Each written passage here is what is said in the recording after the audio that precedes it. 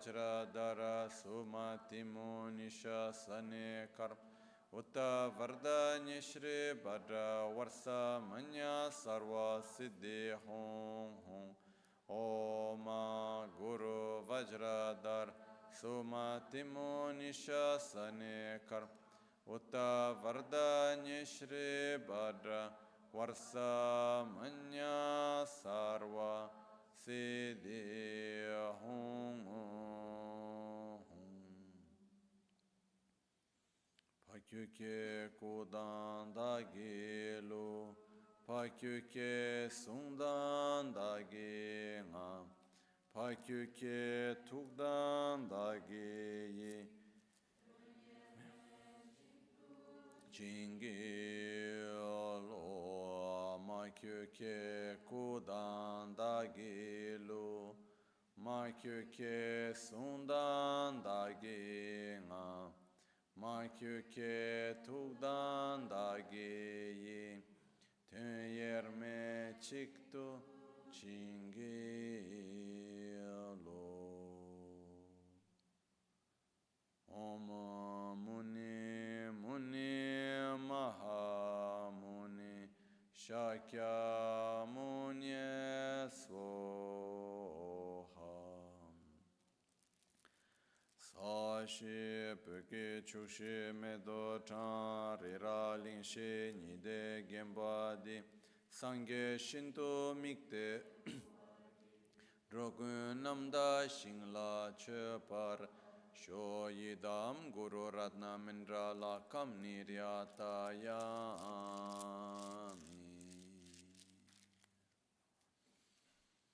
Sangye Chedan Tsogi Chonam La Chancho Pardo Dani Kepso Chi Dagi Jinso Gibe Sonam Ki Drola Pinchra Sangye Drupar Sho Sangye Chedan Tsogi Chonam La Chancho Pardo Dani Kepso Chi Dagi Jinso Gibe Sonam Ki Drola Pinchra Sangye Drupar Sangye Chedan Tsogi Chonam La Dani Kepso Chi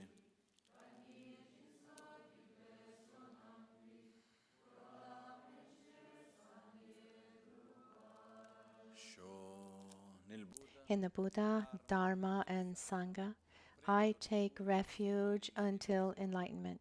With the practice of generosity and the other perfections, may I obtain Buddhahood for the benefit of all sentient beings. In the Buddha, Dharma, and Sangha, I take refuge until enlightenment. Through the practice of generosity and the other perfections, may I attain Buddhahood for the benefit of all sentient beings. Namo yalha ye ke dan ridane jinke drupundanda mi ke namdan drwa kunge dranam chitsampa tamje ke tu dagi chuten.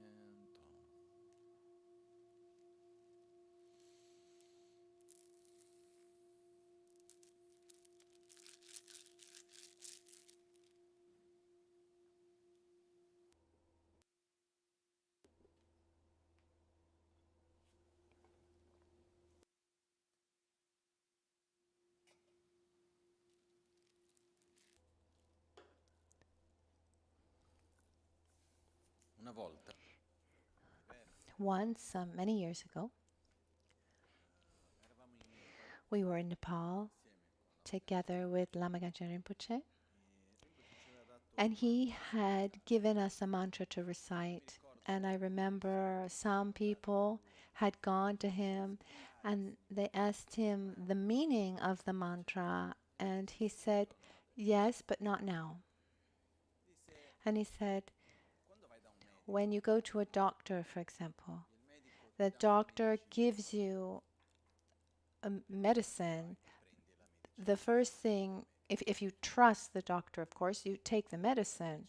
You take the medicine, you experience whether it's working for you or not, and then you can And then you can deepen your understanding and look at how it's made and see how it's, why something like that would work for you.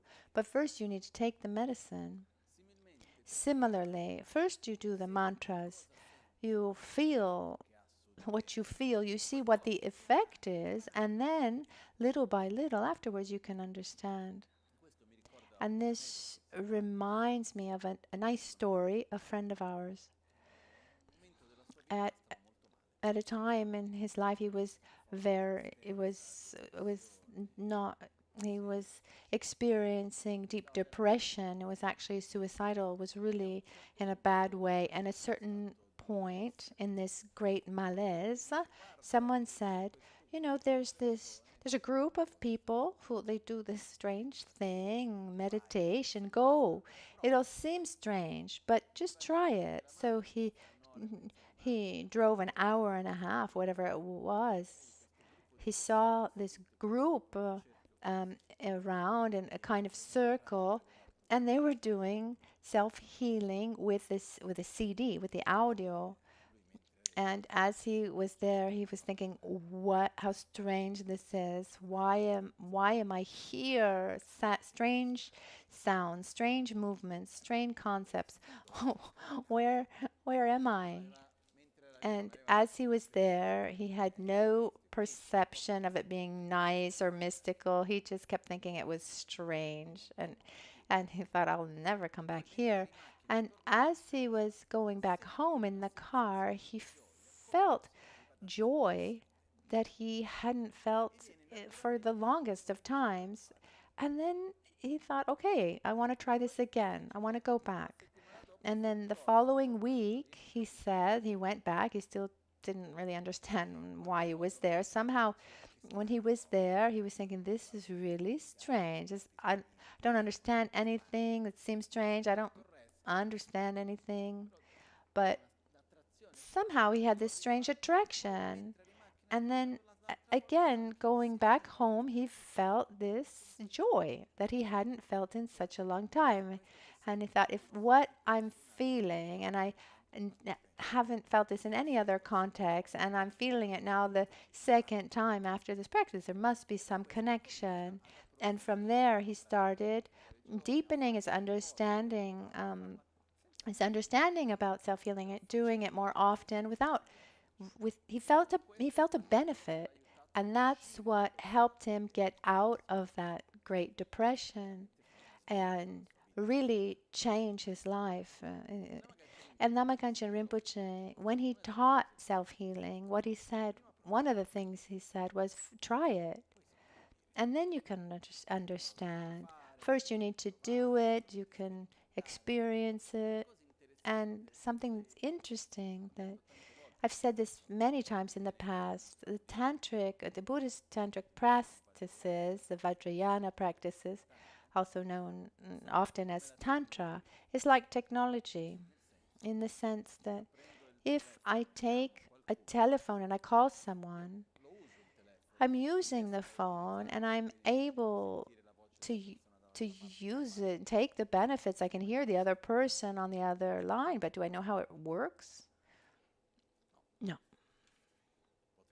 We could say, okay, there's something that takes a voice from from an analogical system into many different digital packages, and it goes through this cell phone that goes through internet, gets sent somewhere, and then these digital packages get repackaged, etc., etc. But is there someone here that really understands how it all works? How I can pick up a phone and on the other side, I can pick up, I can talk, and the other person hears me? There's no one here that really, really understands all the steps, but we all use it. So when we use a mantra, they're the vibrations. Also, there's a kind of energy, the symbols, the the colors, the sounds, they interact regardless of what you really understand or not. And this interaction brings about a change, an interaction and a change. That's why these techniques like self-healing, it's important, first of all, to allow ourselves to feel them, to experience them. And if we feel that doing that strange thing, I feel a little better, I feel more relaxed, I feel that inside I have more space, I see that there's something, okay. Well, maybe let's try again. If we see that it's actually working, from there, then we can understand every step. But this first approach of experiencing it is very, very important. Sometimes Rinpoche said, self-healing that I taught is similar to sutra. And over the years, there will be many commentaries. Like when we take the Buddhist teachings, where we have the essential sutra, what he taught, and then based on those teachings over time, over the centuries, many masters gave their commentaries and put emphasis on different parts, giving different emphasis on different aspects. And I remember Rinpoche said, yes, I made the self-healing, the essence, and then in the future you will make commentaries on it. And this is one of the greatest beauty, like one of the beautiful things about self-healing.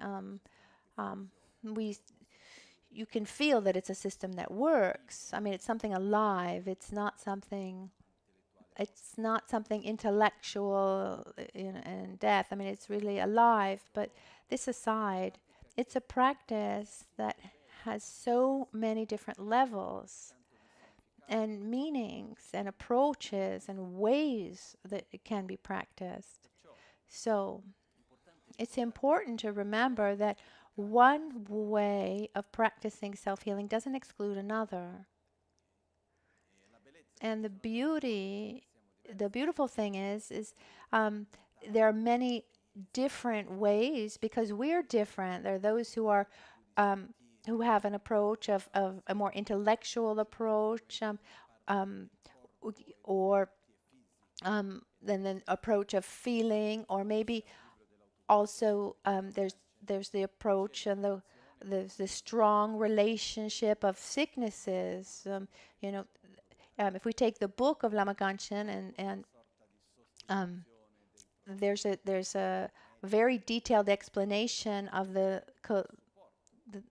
connection between each chakra and the body, and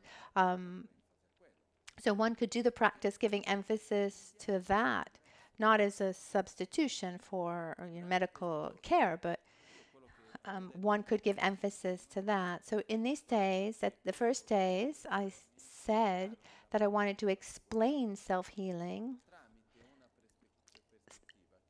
through the perspective, just showing you the logic behind it, the coherence behind the practice, the logic behind it, the comprehension. And personally speaking, it was always an extra. It's not something without which we can't practice. No, you can do so much more, but that exists, and so it's important for us to remember that from the beginning, Rinpoche had us do the practice in many different ways, like we did yesterday, in silence, with movements, without movements, a long version, short versions, singing with melodies, recited, many, many different ways. And one reason is that I have you do the practice in many different ways to make sure that you don't stay trapped in just one way of doing it. Because practice is an inner practice. We have these tools, the recitation, the mantras, movements, the breathing, the mudras, but it's important for us to have flexibility to adapt to the various ways.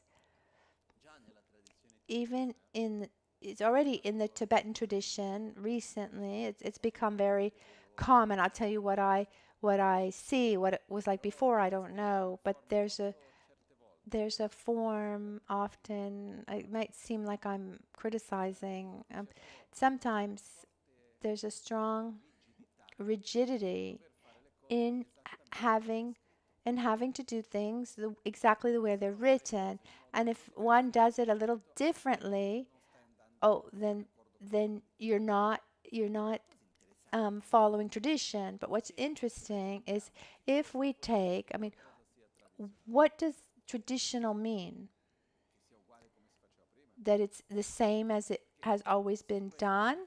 If that's a definition, at this point, I'm sorry, Pabonka Rinpoche is not traditional in the sense that we take the sadhana of Yamantaka that we recite today. The sadhana of Yamantaka was written by Pabonka Dechen Rinpoche. Pabonka Dechen Nyingpo. He was based himself on the written sadhana written by the 7th Dalai Lama, NgalSo, which was also based on other texts, the previous text. So, and there are many, many, many available texts.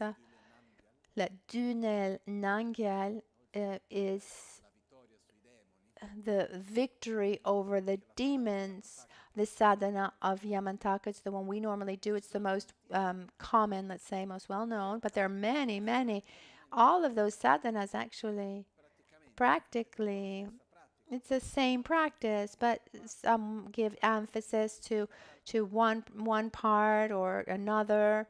Maybe one part is longer, one is shorter. One adds a small part that in other previous sadhanas was not explicit. So every master had their own way of practicing, and then they share that with their disciples. But tradition recalls and asks for adaptation, the being able to adapt to the needs and abilities of the present, like the practice of Guhya Samadra, for example. It's an amazing system. I've had the great fortune of studying it, receiving all the necessary empowerments and transmissions. It's one of the most beautiful practices that I've ever done. But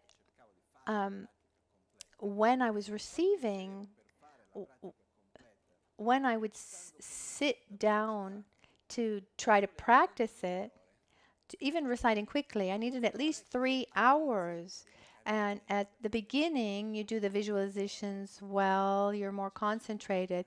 But at a certain point, it's so long. Then you just recite quickly because it's so long and you just want it to end. So it's a system. How did it work?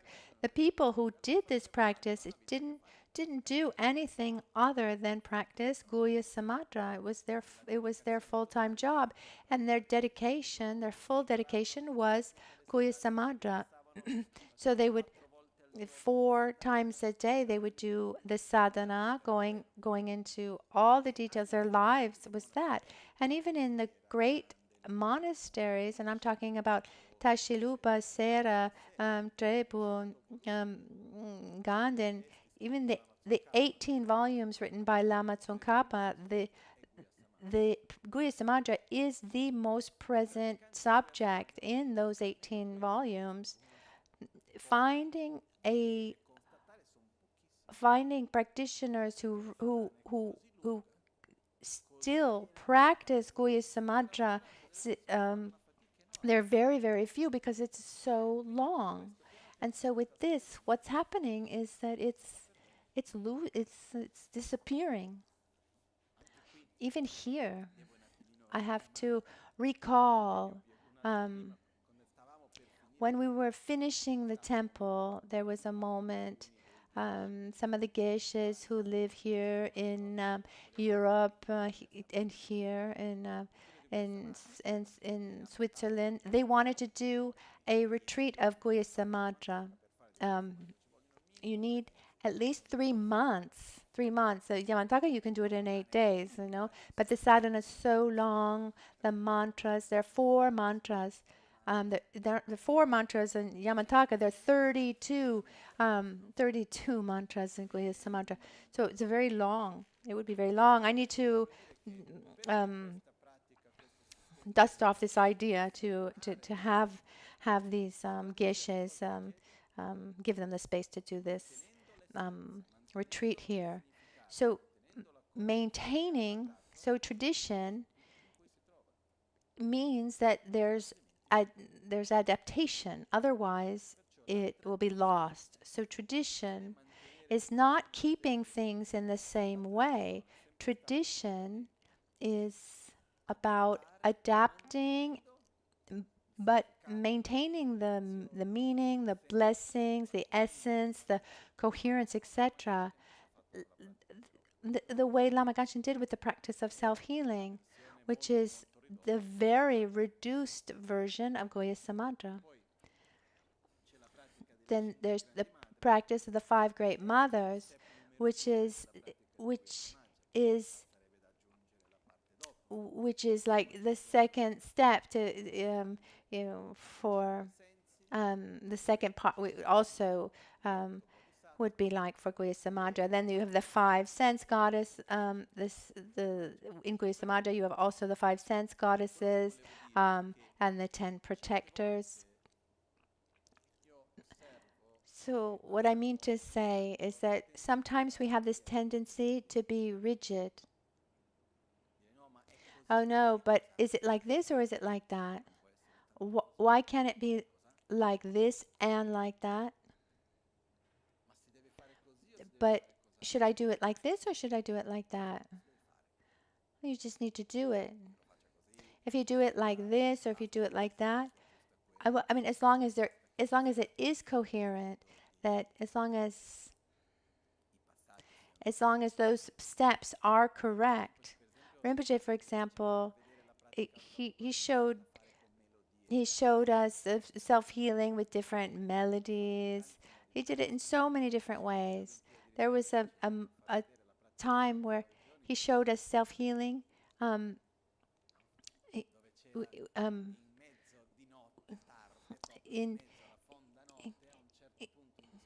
He showed us a self-healing actually going into the discotheque. Really, in people who were there on like dance cubes and they were showing self-healing. I mean, he had this approach to go everywhere and to adapt. And what's important is that it brings a benefit.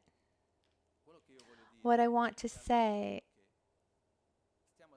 we need to be careful to not get into any level of rigidity. It's the opposite. We should have flexibility. And we need to adapt the practice according to our own abilities, our own needs. And then little by little, we can deepen. Little by little, you can expand and understand more. So, what I'm trying to do in these days, we've given the commentary on self-healing many, many times, and it's a little difficult for me. Is the fact that, I mean, sometimes there are people here who are learning for the first time, or others who have heard the commentary 15 times. So I try to find a way that works for everyone.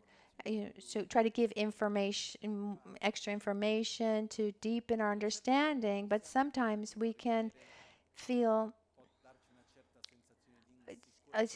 maybe feel unsure, where we think that we've understood something, but there's new information or there's something different. It doesn't mean that what we had understood is wrong. It just means that there are different ways, different approaches where we put emphasis on one aspect or another. For example, the part of the purification of elements. There's a way to practice that is very good, where the emphasis on the elements create harmony among the elements. So we imagine we give, our dirty space is pure space, and polluted wind is pure wind. We're creating a harmony among our elements, concentrating, also getting close to our elements. When in today's world, we're very far.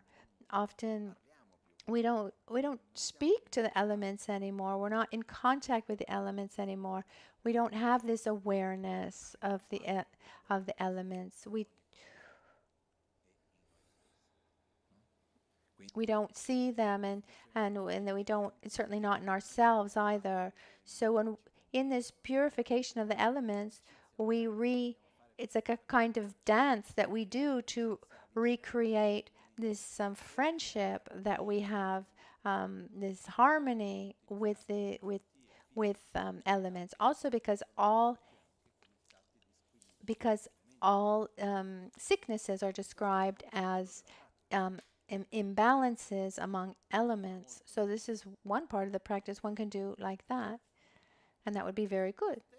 But that same part of the practice, if we can see that it has another meaning. It's a next step, let's say, this process of using the elements to generate bliss, which we explain these days.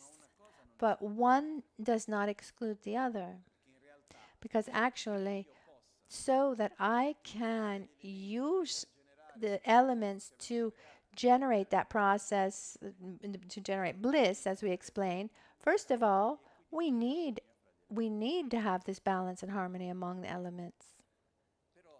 But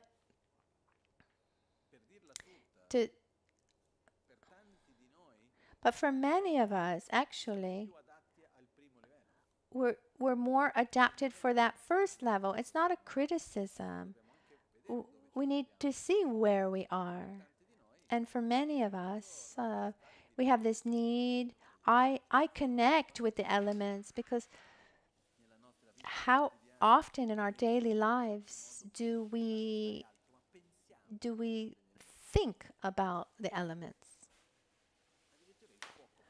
But fire just hardly exists at all in our daily life. When do you meet fire?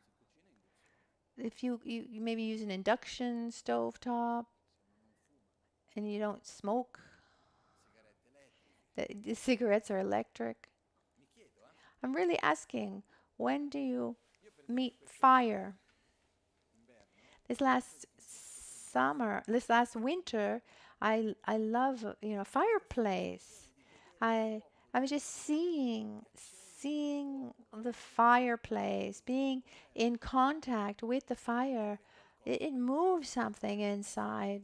I don't know how to explain why, but it's really, really beautiful. I mean, it's really beautiful. But we have, for example, a relationship with elements that is very utilitarian.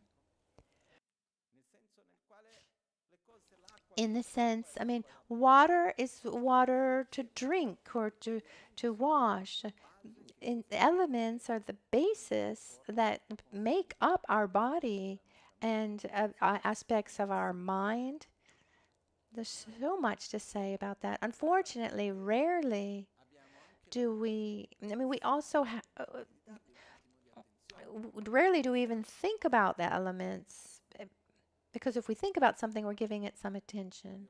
When I think about you, it means your existence comes it's a light in my perception that you are there. When I think about you, you exist for me, and then there's a connection between me and you in that moment. And generally speaking, elements we've forgotten them, we've excluded them. How often do you think about space and wind and fire and earth and water?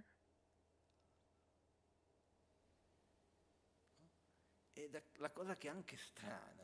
Something that's strange too is, I don't know how to say it. Let me try to say it nicely. Look for a nice way to say it.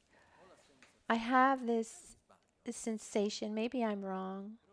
I have this sensation that we have this idea almost that thinking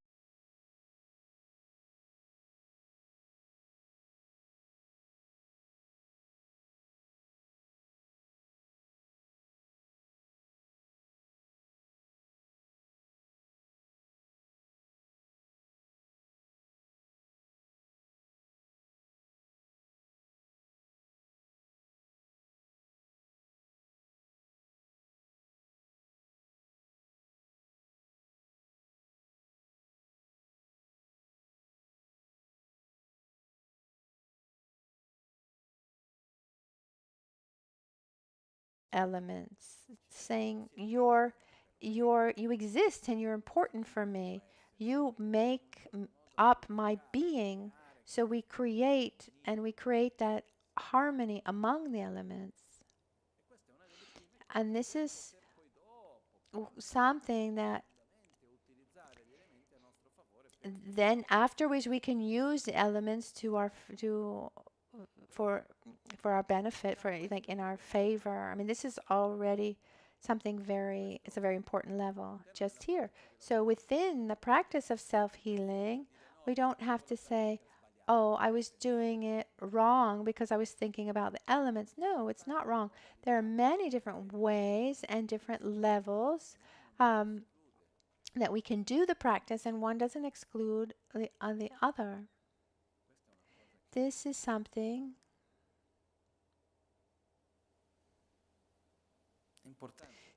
that's important for us to remember and to connect to. There's another aspect too. Once Rinpoche said, in Tibetan, there are terms.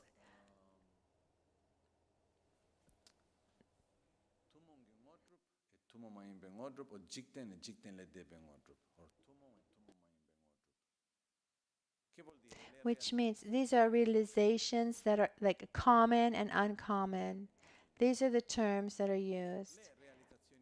Ordinary realizations or common realizations make reference to health, mental stability, mental clarity, and all aspects that have to do with this life. The extraordinary realizations have to do with the realization of bodhicitta, correct view of reality, getting out of samsara, becoming a Buddha. And mainly those aspects that transcend this life. Generally speaking, in most of the practice that are taught within Vajrayana Buddhism, but also in general, the main objective are these super mundane, non-ordinary realizations. So get out of samsara, and the so-called mundane or ordinary realizations are like positive side effects.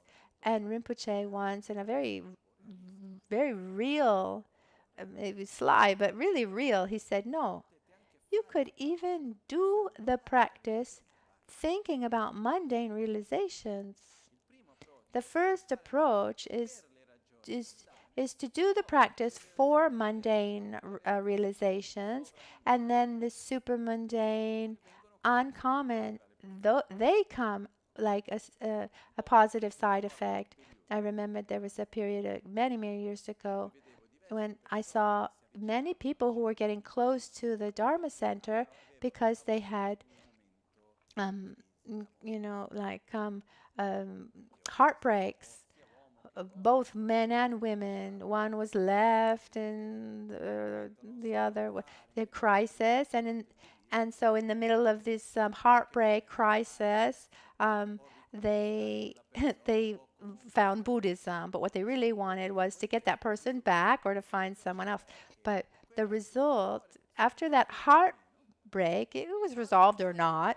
But then the person would find another deeper reality in their lives, which was the Dharma.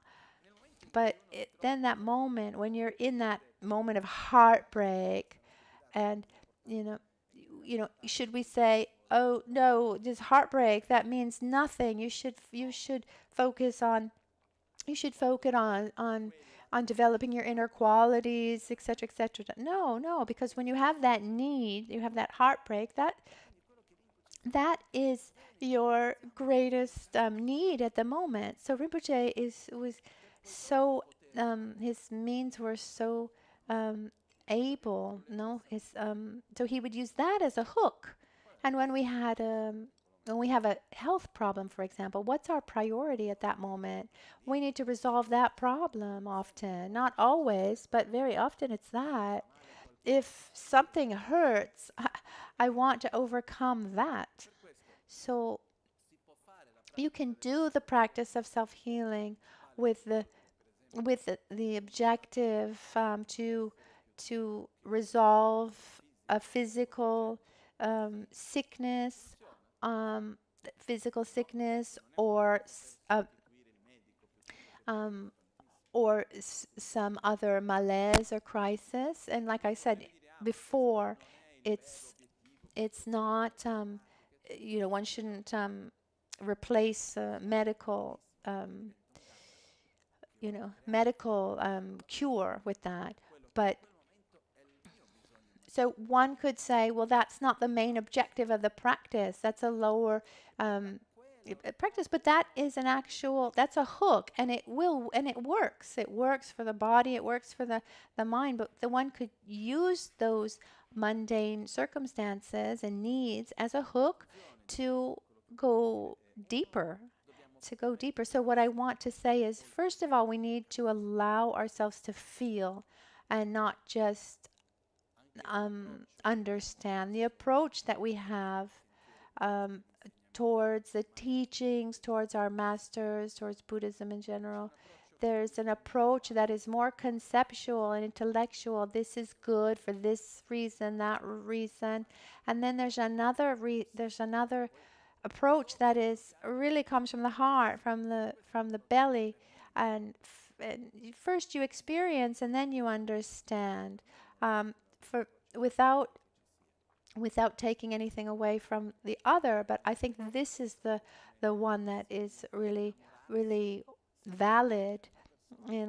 It's like falling in love with someone before you actually know them, and then little by little you get to know them. I've seen people fall in love with the Dharma, doesn't understand anything, but there's the attraction and joy, and then little by little, one understands a little bit more, a little bit more, a little bit more. So we need to allow ourselves to experience, to feel, allow ourselves to recognize in this moment, what are my needs?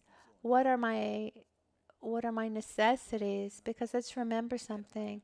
To help someone, the first thing we need to do is we need to adapt ourselves to the needs of that person. If I want to help you, the first thing I need to do is understand what you need.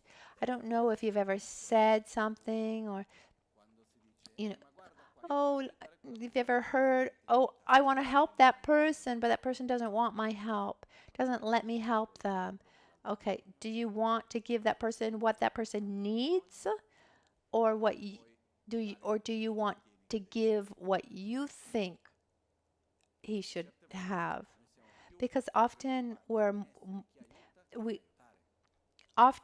more concerned about being the one who helps instead of the one who actually is helping. It's like saying, I have something, I have any object. So I have this bell. I want to give you this thing. Well, I don't need it. Oh, no, no, no, but I want to give it to you. No. The process of helping requires, first of all, an attitude of listening, of presence, not listening of like hearing someone, no, or listening, you know, understanding the needs of that person, and then based on that, one acts. And when we have to help ourselves, we need to do the same thing. We need to we need to stop sometimes and think, okay, in this moment, what do I need? Do I need silence? Do I need company? Maybe I need to deepen an aspect or another, but I need to understand what I need now. And according to our needs, then we apply the practice in the way that's most beneficial to us. That's one of the beauties of Buddha's teachings, that there's not one way to do it. There are many different ways. Um, also for the same person, there are different moments in one's life, and self-healing has this characteristic. It's able to transform in different ways according to the need of the person in that moment. There are many different ways of doing it. That's something that is very important to remind everyone. Once I was with Lama Ganshin, and often this most important, at least with me, he would say extremely important things to me in very improbable moments. He wouldn't say, okay, now this is really important. Let's sit down. Let's take some time to talk about this. It was just like, walking between one thing and another. And once in his room, maybe from between pancakes, he loved pancakes. And then there was also the croissant period. I think it was still a pancake period. He loved the plate full of pancakes, and then people would come in. He would eat basically nothing because he was always giving to everyone else, a little piece here and there. And I don't know, it was between one pancake and another. And he looked at me and he said, it was in his room. He looked at me and he said, do you know why I change sadhanas? And one day I do in one way, and another day I do it differently. Why do I make all these changes? I said, no, tell me. He said, so that you understand that you can do it, because you need to adapt to the times and the ways. It's important for us. We are living a moment of transition. Today we're here in Italy, looking around. Who was born Buddhist here? Is there anyone? Michel, maybe. His parents were disciples of Lama Ganshin. So sometimes I see that I'm not the youngest in the room. For many years I was the youngest to hear, but now I see more and more that it's not like that. If Michel aside, here, who was born Buddhist? And then his family was Buddhist, and then, but then he became Buddhist afterwards. The child is not born reciting Namo Kurupye, but we're in a context that is totally different compared to how they were transmitted over the centuries. And maybe in a moment of transition, and in so at least 1,500 years. And if we want this to continue, then we need to make this dance of change so that it continues. And these days, culture just changes so much more quickly than in the past. Even terminology 20 years ago today means nothing or has a different meaning. So there's this process of adapting and changing. But the essence is we practice, we experience, we feel to see the level of practice that we find ourselves in.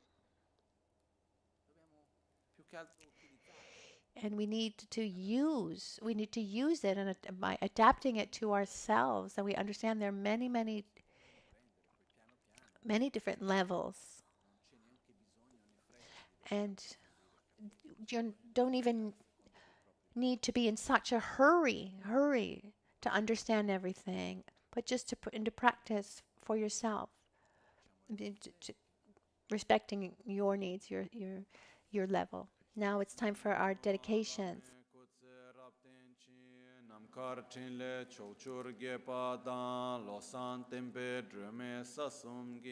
Drove munsel takto ne gyur chi kewa kunto yanda lama da dralme cheki pela longche chi sadan lamge yente rabzo ne dorje change kopa nyur top sho nimo dele tsendele nime kunyan delek shing ninsen takto delek pe kuncho sumke chinge lob kuncho sumki ngodrubutsol, kuncho sumki trashisho.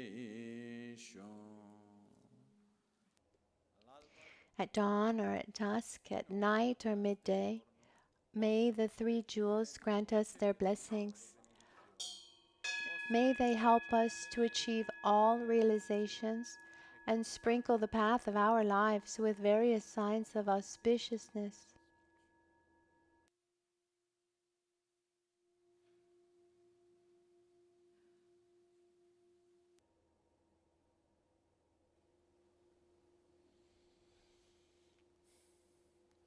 Omahun tembalame sangerimboche, kyobalame tamchorimboche, trembalame gendurim, kyamne kuncho sumla chepabu. Buon appetito. Have a good lunch, and we'll come back at 4 o'clock.